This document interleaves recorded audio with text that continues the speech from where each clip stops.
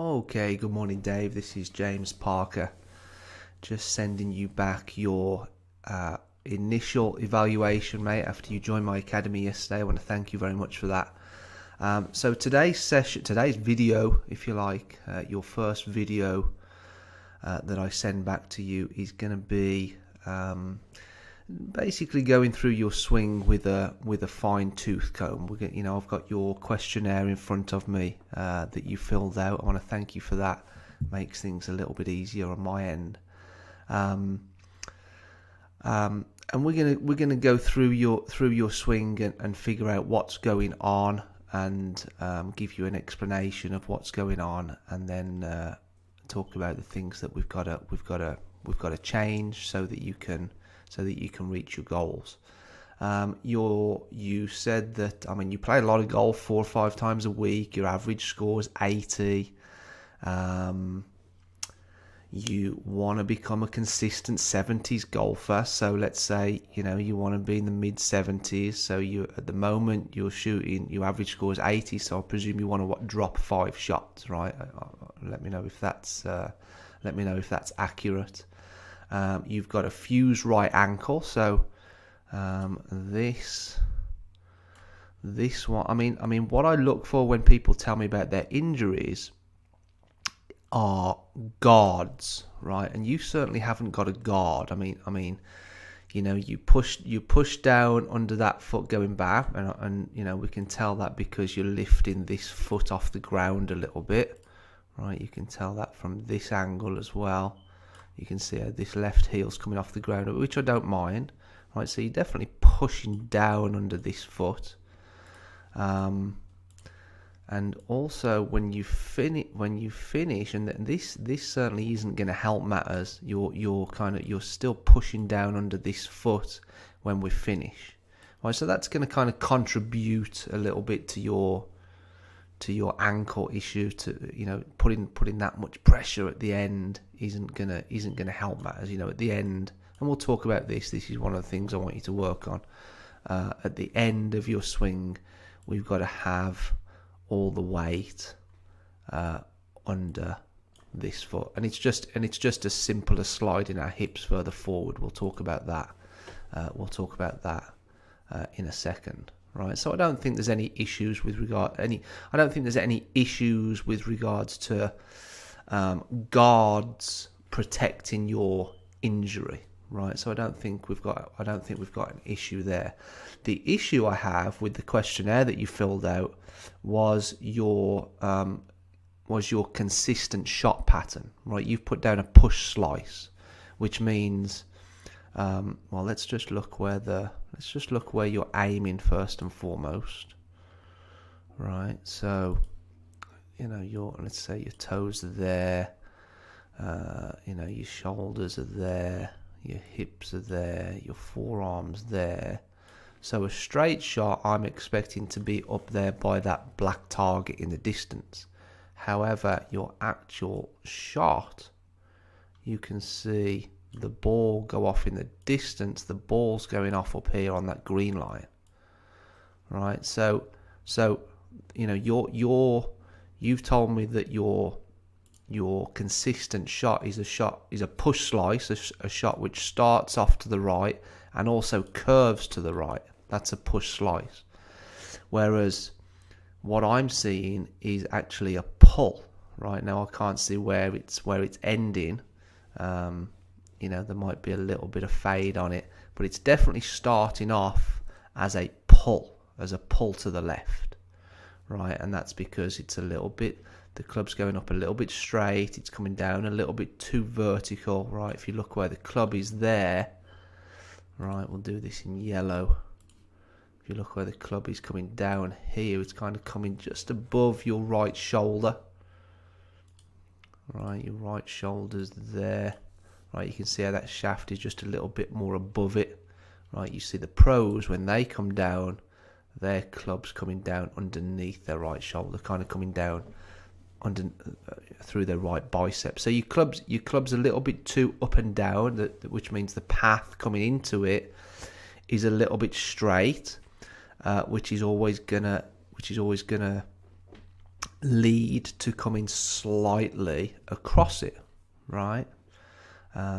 Which and as you come through, and we'll talk about what your wrists are doing and the lag in the club and what your body's doing in a second, but we've got to understand impact first, and then work back from impact, right? So you can see there at impact, that club face is closed, right? That club face is pointing off to the left a little bit, right?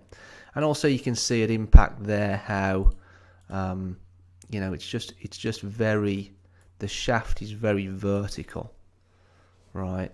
So the club head, this bit is always going to outrace your hands a little bit, right? So post impact here, that club head's going to outrace your hands a little bit, which again is going to close the club face. So the pattern I'm seeing in your golf swing is a shot which starts to the left. Okay, is a shot which starts to the left, and that club face is closed, right? So the two things I would want to work on is getting your club path moving a little bit more on the inside, so you're attacking it a bit more on the inside, and having that club face a little bit more open at impact, right? Now you may have in the past week or so, a couple of weeks, hit a few shots where it's ended up really over there to the right. Well, that just might be because of a really open club face. You might have hit some drives which ended up 30 yards to the right, so then you think your consistent shot pattern is a push slice, right? But it just may have been that your club face was really open at impact, and then by the time you look at it, the ball's already up here somewhere and it's drifting over there, so you think, oh well, I must be pushing it, and I must have the club face open for a push slice. But you can see when we slow it down here, look at that ball. That ball's definitely starting left of our target. All right. So I just wanted to clear that up, and it's just this is common. Just the wrong sort of diagnosis. We've got to get the diagnosis right for us to move forward. Right, that's important. So I think you've diagnosed your consistent shot pattern incorrectly. All right. So what are we doing? The club is going back a little bit straight, right? You can see how there it's a little bit above your right shoulder. Coming down, it's still above your right shoulder. Right, coming down to impact, it's a little straight. Club face is a little closed. As we come down into impact, you can see how you're really throwing the club away with your hands. There's not much lag, right? You're throwing all that lag away, which tells me there's a severe lack of power as well. So I think you've got a power issue. I think you can definitely, once we get your body working better and we get your arms and your wrists working better, you'll be able to hit the ball a lot further than what you're doing. All right. So that's the kind of that's the shot pattern and what I'd like to see happen with regards to the ball. Right. We can definitely hit it further just by looking at your swing, and we can definitely hit it or start it straighter. Okay. So what are these things that we've got to kind of work on? What are these things that we've got to address to make you, number one, hit the ball further, right? So we've got to move better, we've got to develop more power, and also we've got to be able to control the club and the club face, right? So I've written a few things down, and the first thing that I'm noticing is your takeaway. Right, setup's pretty good. I wouldn't want to change much in your setup, but definitely as we start moving, you can see how there's a lot of club head moving. Right, which I don't mind. I believe that the club head should be moving first. That was the furthest to travel. It travels further than your hands If we're thinking about circles, it has further to travel than your shoulders or your hips, right? So that should be moving first. But you can see, you know, if I put a line through your shoulders there, you can see how that club head has really moved. Oh God, 2-3 feet before your shoulders even move, right? And this is what's letting you down. And also the way that your shoulders move is contributing to the structure of your arms going back, right? So you can see how you bend your arms a lot at the top. There's a distinct lack of turn in your hips and your shoulders, right? So it probably feels very awkward. You're probably putting it down when you're 62. You've been playing golf for 30 years, right? So you're a veteran at this. You've been doing it a really long time. You're probably putting this down to old age or lack of flexibility or something like that, right? When you're videoing your swing, but we can get you moving a lot. We can get you in a much better position than that, right? And it's basically a case of understanding how your body's meant to work during the swing. So the one big thing I want you to take from your takeaway is we need your left shoulder moving down more. Okay, so let me put that up here. Takeaway, lead shoulder down. There you go. It's a bit too big. I'll do that again.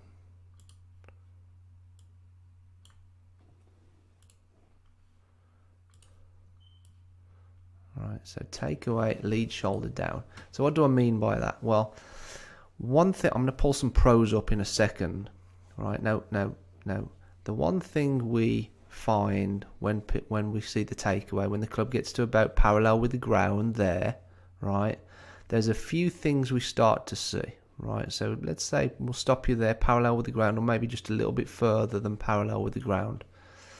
And then I'm going to pull up some pros. Okay, let's pull up Aaron Baddeley, right? Winner on tour. Right, so there's a few things I want you to notice. Number one is the direction of his hands, right? So you can see how his hands are moving inward. So there's his toe line, right? That blue line. You watch his hands. His hands are going to move inward of his toe line. There. You see how his hands are moving inward of that? So what that does is it gets his left arm, moving more across his chest. Just so you can see halfway back, you see how his arm's more across his chest there. So number one, we want your hands moving inward more inward of your toe line. The second thing we want is his left shoulder. We want your left shoulder to be moving down more, right? So if we stop you, about there, right? So you can see his hands have moved inward over his toes. His left arm has moved inward. His left arm has moved inward, right, over his toes. But what also I want you to notice is his shoulder. You see how his left shoulder is a lot lower than yours? Right, so number one, you've got your arm very straight and you've got your shoulders sort of in that position, right? I'm not seeing your left shoulder move down in your takeaway. Now, you do get it back, however. You do get it back by the time you get to the top. You understand that left shoulder's got to move down a bit more. Your hands have got to get up here somewhere, right? So you do get it there by the time you get to the top. It's just how you're getting it there, right? It's just how you're getting it there. And this is why your arms break down. This is why your elbows start to come apart, right? So you can see, if you watch that right elbow, you can see how that right elbow starts bending an awful lot. Right, that right elbow starts bending an awful lot. So if we stop you there, right, and we draw some lines from shoulder to, We draw some lines from shoulder to elbow, elbow to wrist, right? And then we draw a line shoulder to elbow, elbow to wrist. There's only a little bit of bend, right? And the little bit of bending in that right arm is because the left wrist is cocking up, right? Now you've got an excessive amount of left wrist cock in the takeaway. We know that without moving your body. And that is then excessively bending your right arm, right? So to stop that, right, the next thing we want to try and think about is keeping your arm straight, right? The right arm is always going to bend, right, when we get this left wrist cocking up. The left wrist cocks the club head up, right? And the more that you cock the club head, the more that you cock the left wrist, the more this right arm bends. But we want it to be a continuous motion throughout the golf swing, right? Throughout the backswing, right? So halfway back, I want your position to look more like that, right? This is one of the big. This is one thing you can practice straight away. Your left shoulder halfway back has to be lower, and your left arm has to be more across your chest. Okay, left arm has to be more across your chest. Now, don't forget, we want to swing where we're getting the club coming down more from the inside. Right, you're coming down too straight with a closed club face and that ball starting left, remember. So we need to build a swing where you feel now as though you're going to be hitting it out to the right. Okay. So to do that, we're going to have your hands move. So if we put a little line, there's his line across his toes. There's the line across your toes. So you see, what I would want is I'd want to see your hands move more this way, not dead straight. And you can see yours just move dead straight back, look. Right, so I'd want your hands moving more inside, and that would get your left arm moving more inside, and that would stop, that would contribute to stopping this this bent left arm, right? But you've also got to get this shoulder down. You've also got to get this shoulder moving down from, let's stop you there. So even halfway back, look, I'm not seeing this shoulder. I mean, let's do the angles. I mean, there you're maybe 8 degrees of shoulder tilt. You look at these pros, what's Aaron Badley got? 41 degrees halfway back. If we pull up, who else do I like to look at? Billy Horschel.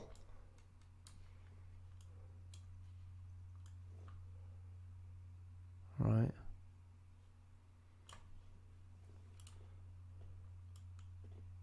.38 degrees of shoulder tilt, right? Who else? Let's pull up an oldie for you. Let's pull up an oldie. Mac O'Grady. Right. So again, perfect example. There's his toe line. Watch his hands. Watch how his hands move inward. Right. So his hands have moved inward. His left arm now is more across his chest. But look at his shoulders. Look at the angle of his shoulders. 43 degrees. Right. So we've got to really drastically improve our takeaway and get our body involved more. And the way that you're going to do that is simply by moving your left shoulder down. Right. Let's get our left shoulder moving down more in the takeaway and the backswing, and move our hands inward more. Right. So if we take these lines away, and then we now draw a line where his left arm is halfway back. Well, his left arm's there, and his hands are here, look. With you, your hands are more in the middle of your chest, and your left arm's very straight. Excuse me. Right. So, 2 words, right? Hands inward, definitely, and left shoulder down. All right.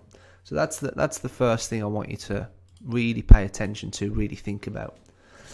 Next one. Let me pull up your side angle here. So we can see with your present swing, and that's why I wanted to work on that first. As soon as you get this left shoulder moving downwards more, right, the spine and the core of your body will start operating better, and that will start to take care of your arms, right? So you can see just how bent that right arm gets, right? So there's a lot of club head movement, a lot of wrist movement, not much body movement, right? You can see halfway back there. Let me pull up another example. Grant weight. So if we stop him halfway back, you can see how as the club head's moving, so is his body, right? You can see how this left shoulder, his left shoulder is there, right? And then position 2, where the shaft's parallel with the ground, his left shoulder's moved down to there. Now this is really evident now. Look at that angle, right? Whereas when you look in your takeaway, your left shoulder is actually still above your right one. So this is what I mean. We've got to get this left shoulder moving down more, right? Just think about that left shoulder moving down more, right? And then halfway back there, left shoulder is now here, right? But look at the amount. Once you get your left shoulder moving, then we can start to see a massive difference in just how the core works, right? Whereas you've got a big lack. Now, considering we lack in distance, right? We have an issue with power, right? We then need to start thinking about, how we move our body. I've got a good course, a good video series inside the academy, which I think you'll learn a lot from, called Loading and Exploding, where we basically have to load up under our trail foot going back, and then we explode under the lead foot coming down. You can see I was really pushing down into that lead foot coming down there, right? So it's that sort of action which starts the downswing. You can see I was going back, he's got the pressure under this trail foot, but then he gets to the top, he starts to settle under the lead foot, then really pushes down under the lead foot there, right? So that's halfway down, but you can see as he does that, what happens is there's a knock-on effect. There's a chain. There's a chain reaction all the way up through his body, up through his legs, up through his hips, up through his body, up through his shoulders, arms, and wrists, where he's actually increasing the lag going back. And what I mean by that is, there's his left arm and club going back, but halfway down, because he's now pushing down under his lead foot, there, the chain reaction actually increases the amount of lag in his wrists. Now, once we start doing that and understanding it and pushing down under the lead foot, right, then we can just let the chain reaction take care of what's happening all the way up through the body and into the arms and the wrists. What you're doing is from the top of the swing, you're focusing too much on pulling the club here with your hands and arms instead of focusing on settling into the lead foot and pushing down under that lead foot. And therefore, as you start to come down, look, you've already lost all your lag, right? So if we stop you when you're halfway down, you've lost your lag, whereas, these pros, they're increasing their lag there, right? So the club head stays behind their hands. It doesn't get out in front of their hands like what you're doing. And then you can see once you've done that, once you start down like that, it's just damage limitation coming down into impact. So you lost all your lag there. And then if we stop you where your hands are kind of over your right thigh, here, you know, what we start to see in the pros when the hands are over their right thigh is the shaft parallel with the ground.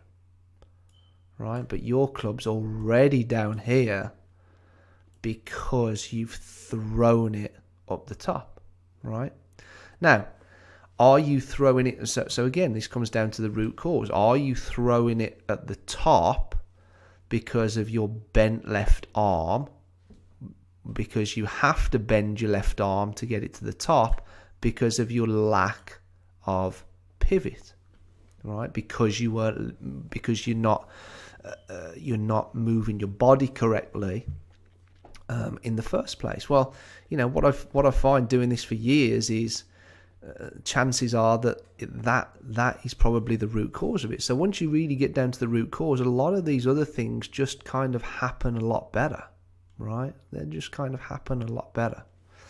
So you know the big thing, the big takeaway so far, Dave, is left shoulder down. This is going to correct so many other things in your golf swing. And then once you figure out your left shoulder down, we've got to then start to hit golf balls thinking about keeping your arms straight. All right. Now, I know I told you that right arm bends as your left wrist cocks the club, right? That just happens. But I want you to watch as these pros come through. Look how straight his arms are, right? Look how straight his arms are there. And look how bent your arms are, right? So this is another one. We've got to learn to hit, you know, I'd start off with little short shots and just hit shots, getting your left shoulder down and keeping your arms straight, and just stop when you're there. Just hit little shots when you're there, right? So that's the second one, right? That's the second one I want you to practice. Let me pull that up. Arms straight. There you go. Right. So we've got to have our arms straight. The next one that I would want you to think about is just how we slide our hips, and this is what I was touching on at the start, right? If we put a line there where your hips are, when you finish, your hips, the center of your hips should be over that line. Now, bear in mind, if we draw a line straight up from your left foot, right, that's pretty much where we want your hips to finish afterwards, right? So you should be able to balance fully on your lead foot there, and that's just because you've slid your hips. You've slid your hips further forward over your lead foot to finish. Boom. Boom. Right? And if you slide your hips like that, then you can turn them. You can turn them a lot more. Now, what I'm seeing in your swing is you start to slide them coming down. You've got the right idea there, right? But as you finish here, look how your hips hang back, right? Your hips are not getting fully over that line. Can you see that? Let me get rid of these lines. So there's your line. Your hips are not getting fully over that line. So the last thing is to slide your hips, and you can see how there's still a lot of pressure on this right foot. So again, it feels awkward at the finish. So I would want you to slide your hips further forward coming through, and I'd like to see you do little shots doing that. Left shoulder down, arms straighter, and slide your hips more, and just hit shots to there. But in this position, I'd want your hands much further away from it. It's always going to feel like your hands are pushing away from your chest. So drills I will cover. I'm running out of time here. The video is about to finish, so I will send over an email with some drills. T-peg drill under the arms, and half swings and slower. Okay, Dave, I'll speak to you soon.